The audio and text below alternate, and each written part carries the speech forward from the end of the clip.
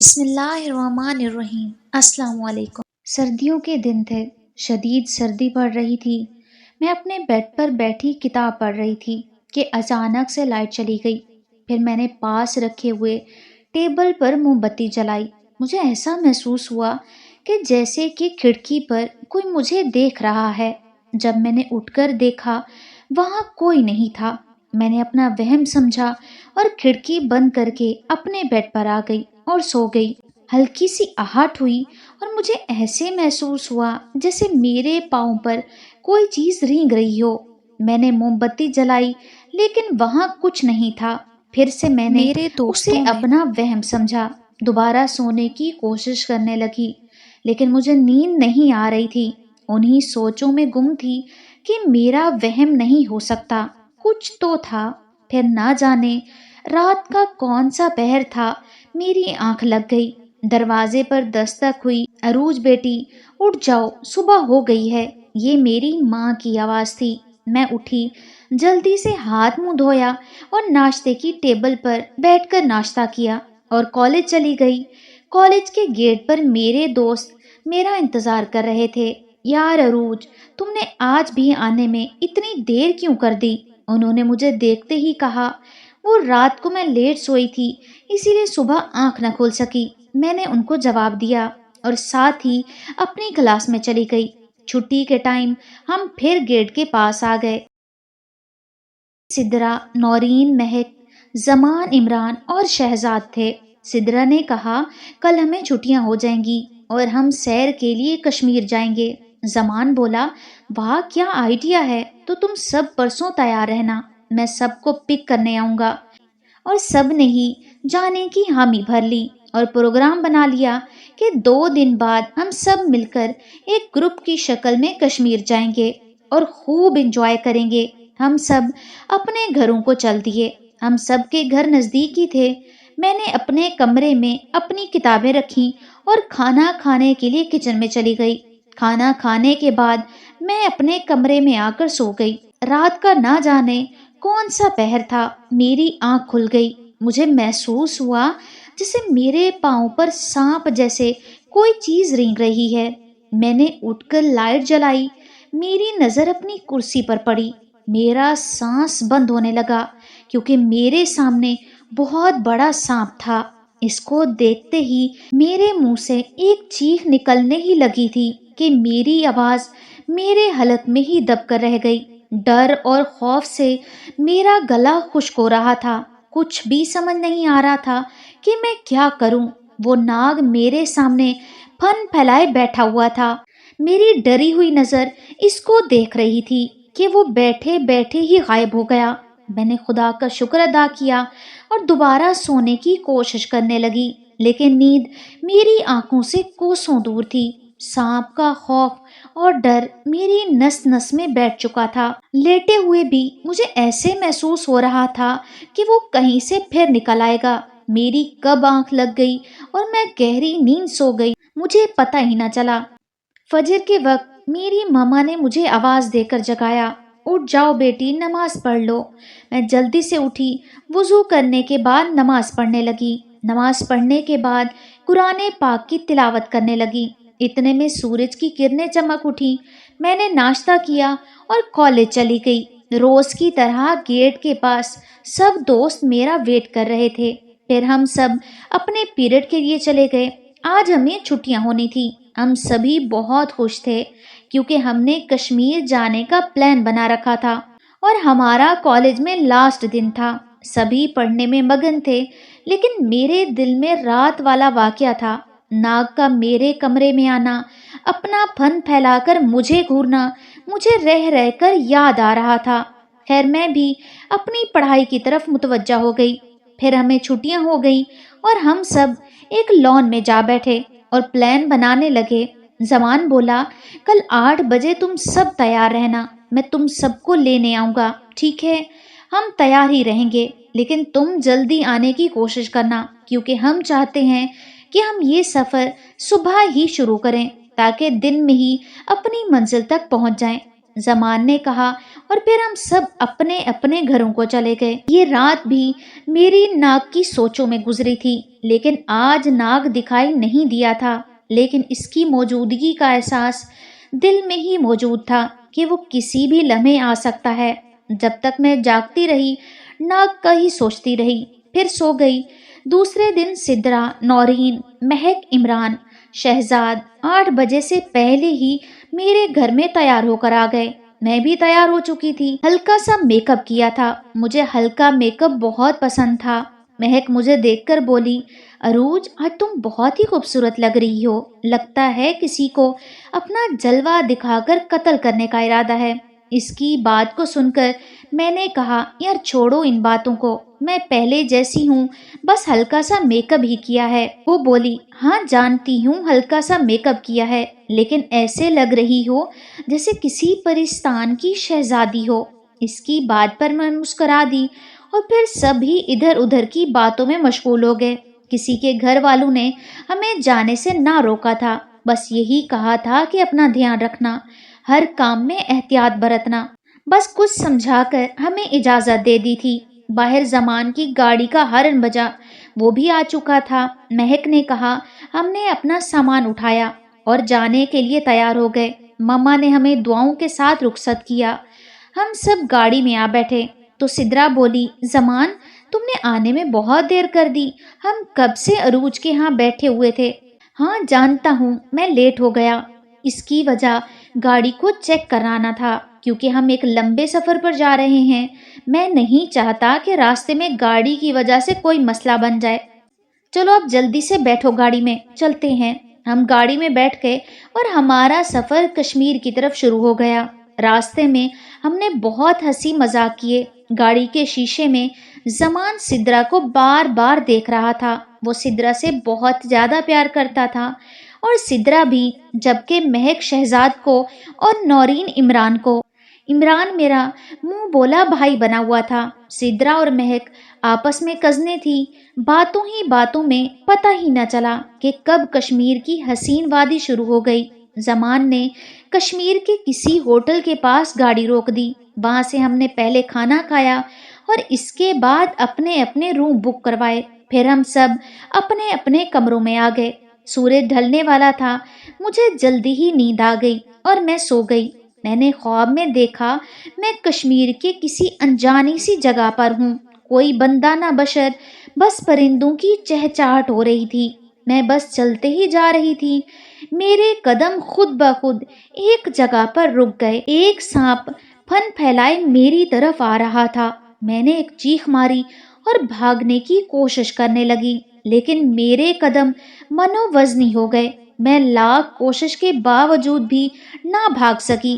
جیسے ہی سانپ میرے قریب آیا تو اس کو آگ لگ گئی۔ میں یہ منظر اپنی نظروں سے دیکھ رہی تھی کہ خطرناک سانپ کو آگ کیسے لگ گئی۔ میں نے دیکھا تو دور سے ایک لڑکا مجھے اپنی طرف آتا ہوا دکھائی دیا۔ وہ بہت ہی خوبصورت لگ رہا تھا۔ وہ میرے پاس آیا، میں اس کی آنکھوں میں کھو سی گئی تھی۔ نہ جانے اس کی آنکھوں میں کیسی کشش تھی، نہ چاہتے ہوئے بھی میں اس کی آنکھوں میں ڈوبتی چلی گئی اور وہ بھی مجھ کو دیکھ رہا تھا۔ کچھ دیر بعد بولا، خدا نے تمہیں کتنا خوبصورت بنایا ہے۔ اس نے میرا ہاتھ تھامتے ہوئے کہا، آؤ میرے ساتھ۔ وہ میرا ہاتھ پکڑے ایک طرف کو جانے لگا۔ میں بس اس کی آنکھوں میں کھوئی ہوئی تھی۔ اس کا ہاتھ پکڑتے ہی میری آنکھ کھل گئی۔ خوف اور ڈر کے مارے سردی میں بھی میرے پسینے چھوٹ گئے۔ وہ انجان سا لڑکا کون تھا اور مجھ کو کہاں لے کر جا رہا تھا؟ اتنے میں دروازے پر دستک ہوئی۔ میں نے اٹھ کر دروازہ کھولا۔ سامنے باہر سدرا کھڑی تھی۔ وہ مجھے ڈرے ہوئے انداز میں دیکھ کر بولی، عروج کیا بات ہے؟ تم بہت ڈری ہوئی لگ رہی ہو۔ جواب میں اس کو خواب والی ساری کہانی سنا دی۔ اس نے کہا، تمہارا وہم ہے۔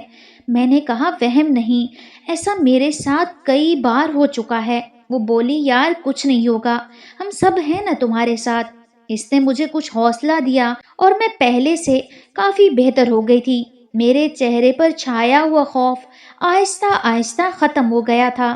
پھر ایک ایک کر کے سارے ہی دوست میرے پاس آ گئے۔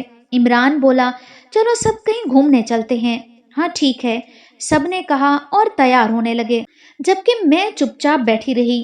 عمران بولا عروج تم نہیں چلو گی ہمارے ساتھ؟ میں نے کہا نہیں بھائی، میں ٹھیک نہیں ہوں۔ سدرا بولی عروج تم بھی ساتھ چلو گی ورنہ ہم سب نہیں جائیں گے۔ زمان بولا سدرا ٹھیک کہہ رہی ہے، تم نہیں چلو گی تو کوئی بھی نہیں جائے گا۔ پھر میں نہ چاہتے ہوئے بھی تیار ہو گئی۔ ہم کشمیر کی ایک حسین سی وادی کی طرف چل دیے۔ ہر طرف پہاڑی پہاڑ، بہتا ہوا دریا اور ہرے بھرے کھیت، ٹھنڈی ٹھنڈی ہوا چل رہی تھی، من کو بہت بھلی لگ رہی تھی۔ یہ سب دیکھ کر میرا دل باغ باغ ہو گیا، میں بہت ہی خوش تھی۔ مہک بولی واہ کتنی خوبصورت وادی ہے، اس سے پہلے تو میں نے آج تک نہیں دیکھی۔ وہ سب بہت خوش لگ رہے تھے اور ہماری اس خوشی کو نہ جانے کس کی نظر لگ گئی۔ ایک جھاڑی سے ایک سانپ نمودار ہوا، میں نے دیکھ کر چیخ ماری۔ سدرا بھی میری طرف بھاگتی ہوئی آئی اور بولی عروج عروج کیا ہوا؟ وہ سانپ! ڈر اور خوف کی وجہ سے میرے منہ سے آواز نہیں نکل رہی تھی۔ سدرا نے بھی سانپ کو دیکھ کر ایک چیخ ماری، جسے سنتے ہی زمان بھی بھاگا ہوا چلا آیا۔ تم دونوں کو کیا ہو گیا ہے؟ وہ آتے ہی بولا زمان زمان وہ سانپ دیکھو، وہ ہماری طرف ہی آ رہا ہے۔ میں نے ڈرتے ہوئے کہا کہاں ہے سانپ؟ اس نے ادھر ادھر دیکھتے ہوئے کہا وہ دیکھو سامنے جھاڑی کے پاس۔ اتنے میں سب ہی اکٹھے ہو گئے تھے، سانپ کو سب نے دیکھ لیا۔ سدرا بولی عروج تم نے سب سچ کہا تھا اور جو جو سانپ کے بارے میں بتایا تھا سچ ہی بتایا تھا۔ اتنے میں وہ سانپ ہمارے بہت ہی قریب آ گیا تھا اور اس نے اچانک شہزاد پر حملہ کر دیا۔ شہزاد چیختے ہوئے بھاگا بچاؤ زمان، عمران یار کچھ کرو پلیز بچاؤ۔ ہماری سمجھ میں کچھ نہیں آ رہا تھا۔ نورین کی نظر دور پڑے ہوئے ایک ڈنڈے پر پڑی۔ جتنی دیر میں وہ ڈنڈا لانے گئی، سانپ نے شہزاد کو اپنا شکار بنا لیا تھا۔ شہزاد تڑپنے لگا اور زمین پر گر گیا۔ نورین نے ڈنڈا زمان کو دیا، زمان نے ڈنڈے سے سانپ کو مار دیا اور ہم سب شہزاد کی طرف بڑھے۔ شہزاد اپنی آخری سانسیں لے رہا تھا۔ مہک رو رہی تھی شہزاد تم مجھ کو چھوڑ کر نہیں جا سکتے، میں تمہیں مرنے نہیں دوں گی، پلیز شہزاد اٹھو اٹھو شہزاد۔ شہزاد کے منہ سے جھاگ نکلنے لگی، شہزاد مر چکا تھا۔ ہم سب کا رو رو کر برا حال تھا، مہک تو پاگل ہی ہو چکی تھی۔ ہم نے مل کر شہزاد کی لاش کو اٹھایا اور قریبی قبرستان میں دفن کرا دیا۔ ہمارے علاوہ شہزاد کا اس دنیا میں کوئی نہیں تھا جسے ہم بتا سکتے، اس لیے ہم نے خود ہی اسے دفنا دیا۔ پھر ہم سب ہوٹل میں آ گئے، میں نے مہک کو حوصلہ دیا اور اپنے کمرے میں لے گئی۔ سب ہی میرے کمرے میں موجود تھے۔ عمران بولا یہ سب کیسے ہو گیا؟ ہماری خوشیوں کو کس کی نظر لگ گئی؟ صبح ہوتے ہی ہم یہاں سے چلے جائیں گے، تم سب اپنی اپنی پیکنگ کر لینا۔ پھر سب اپنے اپنے کمروں میں چلے گئے۔ مہک شہزاد کی سوچوں میں گم تھی کہ سرسراہٹ پر اس نے اپنے سامنے والی کھڑکی پر دیکھا، وہاں بہت بڑا سیاہ رنگ کا ناگ تھا۔ مارے خوف کے اس کی آواز دب کر رہ گئی۔ سانپ آہستہ آہستہ رینگتا ہوا اس کے پاس آ گیا جہاں وہ بیٹھی تھی۔ اس نے اپنے آپ کو بچانے کی بہت کوشش کی، لیکن وہ اپنی جگہ سے ہل بھی نہ سکی، جیسے اس کو کسی نے روک رکھا ہو۔ پھر سانپ نے اس کو بھی اپنا شکار بنایا، وہ بھی اس دنیا سے چل بسی۔ صبح ہوتے ہی سدرا، زمان، عمران اور نورین میرے پاس آ گئے۔ میں نے پوچھا مہک نہیں آئی؟ نورین بولی ہم نے سوچا تھا کہ وہ تمہارے پاس ہو گئی، ہو سکتا ہے وہ اپنے کمرے میں ہو۔ عمران نے کہا میں بلا کر لاتا ہوں، کمرے کے باہر کھڑا اسے آواز دے رہا تھا۔ مہک نے کوئی جواب نہ دیا۔ یار زمان کچھ تو گڑبڑ ہے۔ زمان اور عمران بھائی نے مل کر دروازہ توڑ دیا۔ جب ہم اندر گئے تو ہمارے ہوش اڑ گئے، سامنے مہک کی لاش پڑی تھی۔ میں لاش کے پاس جا کر پھوٹ پھوٹ کر رونے لگی۔ مہک تم کو کیا ہو گیا ہے؟ تم ہمیں چھوڑ کر نہیں جا سکتی۔ ہم سب ہی رو رہے تھے، آج ہمارا دوسرا دوست بھی چھوڑ کر چلا گیا تھا۔ پھر ہم نے مہک کے گھر والوں کو فون کر کے بتایا اس کے گھر میں بھی قیامت برپا تھی، پھر اس کو بھی کفن دے کر دفنا دیا۔ ہم قبرستان سے ہوٹل واپس آ گئے۔ کچھ دن گزرنے کے بعد میرے باقی دوستوں کو بھی سانپ نے ایک ایک کر کے موت کے گھاٹ اتار دیا، صرف سدرا اور میں بچ گئے تھے۔ ایک دن میں اور سدرا اپنے دوستوں کی قبروں پر گئے۔ اچانک سے تیز آندھی آ گئی۔ ہم نے سوچا اب کیا کریں؟ اچانک سے موسم بھی خراب ہو گیا، ہم واپس کیسے جائیں گے؟ ہوٹل تو بہت دور ہے۔ پھر ہم دونوں نے ایک انجان سے راستے پر چلنا شروع کر دیا۔ چلتے چلتے ہمارے قدم خود بخود رک گئے۔ دور سے ایک لڑکا آتا ہوا دکھائی دیا۔ جب وہ قریب آیا میرے اوپر تو حیرت کے پہاڑ ٹوٹ پڑے۔ میں نے سدرا سے کہا یہ وہی لڑکا ہے جو میرے خواب میں آیا تھا، پر یہ کیسے ہو سکتا ہے؟ وہ تو ایک خواب تھا، خواب سچ کیسے ہو سکتا ہے؟ میرے ذہن میں کئی سوال تھے۔ وہ ہمارے قریب آ کر رک گیا۔ نہ جانے اس کی آنکھوں میں کیا تھا، میں تو اس کی آنکھوں میں ہی کھو گئی، اس کی آنکھوں کی گہرائی میں ڈوبتی چلی گئی۔ سدرا بھی پریشان تھی۔ وہ لڑکا بولا تم کہاں کھو گئی ہو عروج؟ تمہیں میرا نام کیسے پتا؟ تمہیں کیسے پتا میرا نام عروج ہے؟ تم کون ہو؟ اس کے منہ سے اپنا نام سن کر میں حیرت میں ڈوب گئی۔ میرا نام آفتاب ہے اور میں یہیں ایک حویلی میں رہتا ہوں، اور تم میرا نام کیسے جانتے ہو؟ میں نے اپنی بات پر زور دیتے ہوئے کہا میں آپ کے بارے میں سب کچھ جانتا ہوں، یہ آپ کی دوست سدرا ہے نا؟ سدرا بت بنے اس کو دیکھے جا رہی تھی۔ آپ کے اور بھی دوست تھے جن کو سانپوں نے ڈس لیا، یہاں سانپوں کا راج ہے۔ مجھے تم دونوں کی فکر ہونے لگی تو یہاں چلا آیا۔ ہاں یہ تو ٹھیک ہے، پر تم ہمارے بارے میں یہ سب کیسے جانتے ہو؟ میں نے پھر سے پوچھا۔ تم میرے ساتھ چلو، میں سب کچھ بتاتا ہوں، اس نے کہا تو ہم نہ چاہتے ہوئے بھی اس کے ساتھ چل پڑے۔ وہ ہمیں ایک خوبصورت سی حویلی میں لے گیا اور ہم کو ایک کمرے میں بٹھا دیا اور کہا تم دونوں یہاں بیٹھو، میں تمہارے لیے کچھ کھانے کو لاتا ہوں۔ سدرا نے کہا عروج اتنی بڑی حویلی میں یہ آفتاب اکیلا ہی رہتا ہے، اس کا کوئی تو ہوگا۔ کمرے میں دیوار پر بڑی بڑی تصویریں تھیں، ہم تو دیکھ کر ہی حیران رہ گئے۔ وہ تصویریں سانپوں اور ناگوں کی تھی۔ ہماری تو خوف کے مارے پسینے چھوٹ گئے۔ اتنے میں آفتاب کھانا لے کر آ گیا۔ ہمیں پسینے میں شرابور دیکھ کر بولا تم اتنی گھبرائی ہوئی کیوں ہو؟ میں نے کہا یہ تصویریں۔ وہ میری اس بات پر اداس سا ہو گیا۔ اس نے کہا پہلے تم کھانا کھا لو، پھر سب کچھ بتاتا ہوں۔ ہم کھانا کھانے لگی۔ کھانا کھانے کے بعد میں نے کہا ہاں آفتاب بتاؤ اپنی کہانی۔ میری کہانی بہت لمبی ہے۔ وہ غمگین سا ہو گیا تھا۔ اب بتاؤ۔ ہم دونوں اس کی طرف متوجہ ہو گئیں۔ وہ گہری سوچ میں ڈوب گیا تھا، پھر اس نے گہری نظر مجھ پر ڈالی اور بولا اصل میں ایک ناگ ہوں اور تم دونوں کو ڈرنے کی ضرورت نہیں، میں تم دونوں کو کچھ بھی نہیں کہوں گا۔ یہ جو تم نے تصویریں دیکھی ہیں یہ میرے ماں باپ ہیں، ہم ایک اچھا دھاری فیملی سے تعلق رکھتے ہیں۔ یہ ان دنوں کی بات ہے جب میری ماں اور باپ ٹرین میں سفر کر رہے تھے۔ ہر مسافر کی نظر میرے ماں باپ پر تھی۔ ہر کوئی یہی کہتا تھا کہ یہ دونوں کتنے خوبصورت ہیں۔ ہر کوئی تعریف کر رہا تھا۔ اس ٹرین میں ایک جوگی بھی تھا۔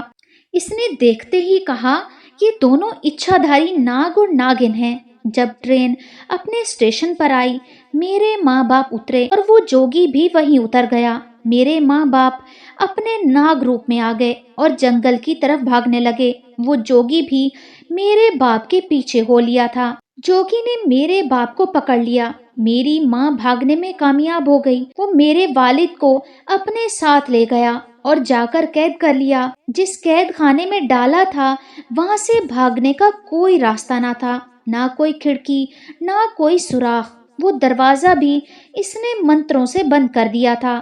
میرے والد نے بہت کوشش کی بھاگنے کی، مگر وہ ناکام رہا۔ کچھ دن گزرنے کے بعد انہوں نے دیوار میں سر مار مار کر اپنی جان دے دی اور میری ماں اس دنیا میں اکیلی رہ گئی۔ کچھ دنوں کے بعد میری ماں نے مجھے جنگل میں ہی جنم دیا اور انہوں نے میری خوب دیکھ بھال کی۔ میں اپنی ماں سے بہت پیار کرتا تھا۔ ان کی طرح میں بھی بہت ہی خوبصورت تھا۔ ایک دن میں نے اپنی ماں سے پوچھا، ماں میرے ابو کون ہیں اور کہاں ہیں؟ میری ماں کی آنکھوں میں آنسو آ گئے اور انہوں نے مجھے بتایا، تمہارے باپ کو ایک جوگی لے گیا تھا اور اس نے قید خانے میں ان کو بند کر دیا، جہاں نہ کوئی کھڑکی تھی نہ کوئی سوراخ جس سے وہ باہر نکل سکتے۔ اسی لیے انہوں نے تڑپ تڑپ کر اپنی جان دے دی۔ میری ماں چپ ہوئی تو میری آنکھوں میں آنسوں کا سیلاب تھا۔ میں نے کہا، ماں میں اس جوگی کو نہیں چھوڑوں گا جس نے مجھے یتیم کر دیا، میں اس کی نسل کو ہی ختم کر دوں گا۔ میں نے اپنی ماں سے عہد کیا تھا، جو میرے ماں باپ کے پیار کا دشمن تھا میں اس کو زندہ نہیں چھوڑوں گا، اور میں خونی ناگ بن گیا۔ اور جس دن میں نے اپنی ماں سے عہد و قرار کیا تھا، اسی دن سے ایک خواب میرا پیچھا کرنے لگا تھا۔ خواب میں اکثر ایک خوبصورت لڑکی کے سائے کے پیچھے چلتا تھا۔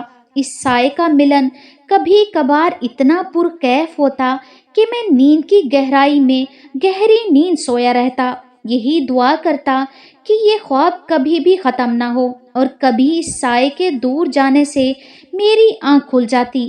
ایک دن میں نے خواب میں دیکھا وہ سایہ مجھے چھوڑ کر جا رہا ہے۔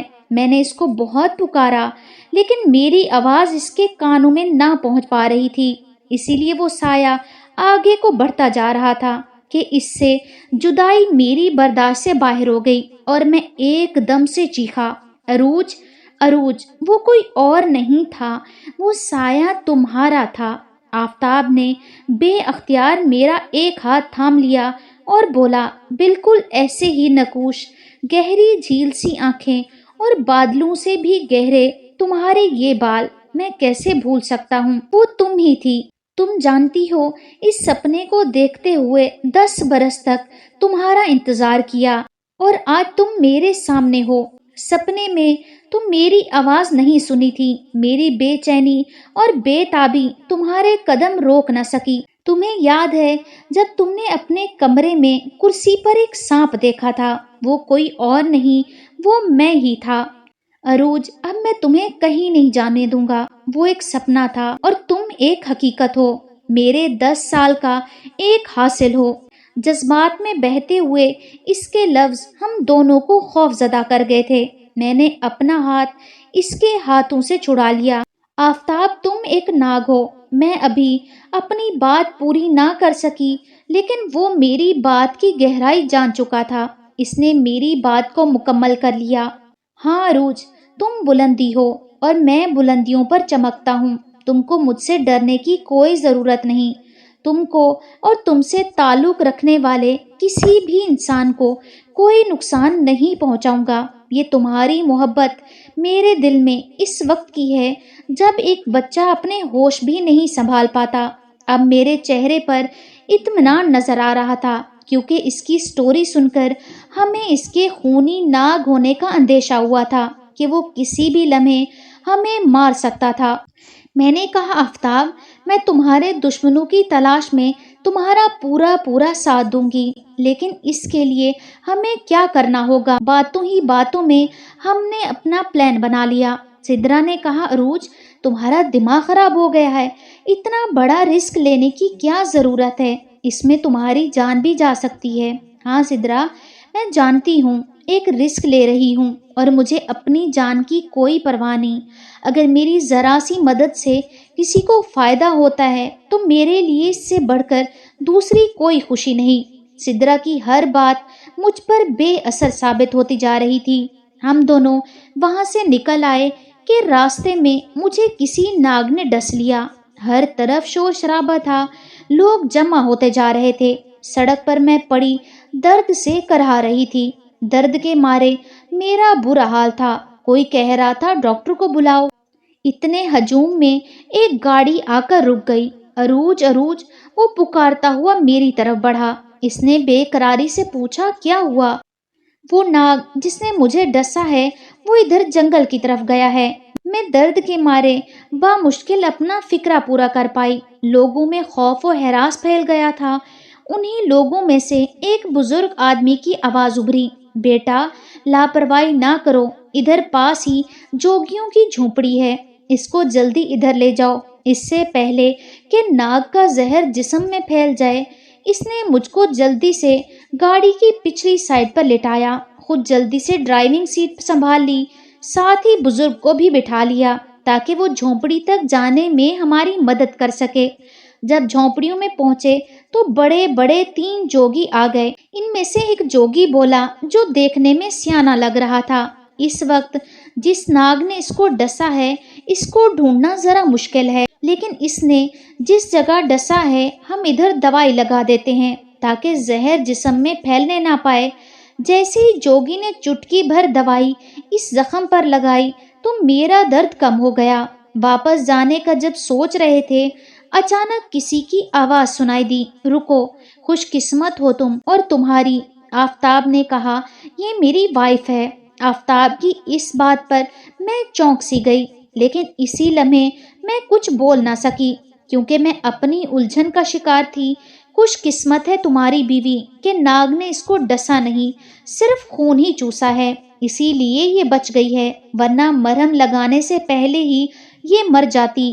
رسمی سی بات چیت کے بعد ہم واپس آ رہے تھے، راستے میں آفتاب سے کہا، جی جناب، ان میں سے کوئی آپ کا دشمن ہے؟ اس نے کہا، ہاں۔ وہ کون ہے؟ میں نے پوچھا۔ جو ہم کو خوش قسمت کہنے والا خود بد قسمت ہے، اس کی زندگی کے دن تھوڑے ہی رہ گئے ہیں، وہ میری ماں اور باپ کو جدا کرنے والا صرف کچھ ہی گھنٹوں کا مہمان ہے۔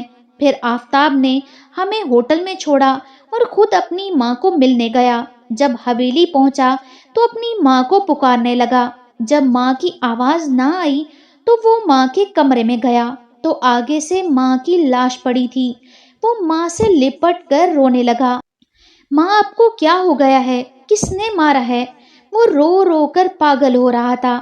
آج اس کی دنیا اجڑ چکی تھی۔ پھر اس نے اپنی ماں کی آنکھوں میں قاتل کا چہرہ دیکھا۔ وہ قاتل کوئی اور نہیں تھا بلکہ وہی جوگی تھا۔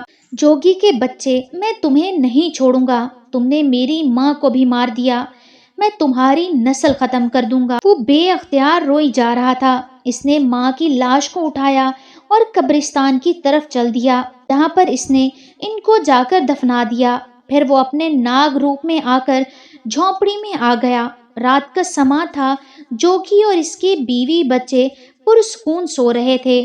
اس نے ان سب کو ڈس لیا، پھر وہ اور بھی گہری نیند ہمیشہ ہمیشہ کے لیے سو گئے۔ اب وہ میرے پاس آیا، اس نے اپنا انتقام پورا کر لیا تھا، اپنی ماں کے ساتھ عہد و قرار کو پورا کیا۔ پھر وہ میرے پاس آ کر رو رہا تھا۔ اس کی آنکھوں میں آنسو دیکھ کر میں تڑپ سی گئی اور اس سے پوچھا، کیا ہوا آفتاب؟ تم کیوں رو رہے ہو؟ میری ماں مجھے چھوڑ کر چلی، جوگی نے میری ماں کو مار دیا، مجھے بے سہارا کر دیا۔ وہ روتے ہوئے کہانی سنائے جا رہا تھا اور میں اس کی کہانی سنتی جا رہی تھی۔ لیکن تم اس کو مارنے گئے تھے؟ میں نے دکھی انداز میں پوچھا۔ ہاں، ایسا ہی کرنے گیا تھا، لیکن اس سے پہلے اس نے میری ماں کو مجھ سے جدا کر دیا۔ میں نے اس کو کچھ حوصلہ دیا۔ وہ بولا، عروج، میری ایک ریکویسٹ ہے، تم مجھ سے شادی کر لو۔ اس کے کہے یہ الفاظ میرے لیے کسی شوق سے کم نہیں تھے۔ میں نے کہا، یہ کیسے ہو سکتا ہے؟ تم ایک ناگ ہو اور میں ایک انسان ہوں، ناگ اور انسان کا ملاپ نہیں ہو سکتا۔ میں تم سے ہمیشہ پیار کرتی رہوں گی، لیکن میں تم سے شادی نہیں کر سکتی ہوں۔ پلیز تم اپنی دنیا میں واپس لوٹ جاؤ۔ آفتاب کی آنکھوں میں آنسو جاری ہو گئے۔ پھر اس نے میرا چہرہ اپنے ہاتھوں میں تھام لیا اور کہنے لگا، عروج، میں بھی تم سے ہمیشہ پیار کرتا رہوں گا۔ پھر وہ واپس چلا گیا تو میں رو رو کر پاگل ہو چکی تھی۔ آج آفتاب اس دنیا میں اکیلا رہ گیا۔ ہر بار ٹرپ پر کشمیر آتی تھی، لیکن اب کی بار میں اکیلی واپس نہیں جا رہی تھی، کسی کی خوبصورت یادوں کو اپنے ساتھ لے کر جا رہی ہوں۔ وہ ہمیشہ میرے دل میں رہیں گی اور اس کا خیال ہر پل میرے ساتھ ہوگا۔ پھر سدرا اور میں گھر لوٹ آئے۔ اگر آپ کو میری یہ کہانی پسند آئی ہو تو میرے چینل کو لائک، شیئر، سبسکرائب کریں۔ اگلی کہانی تک اجازت دیجیے۔ اللہ حافظ۔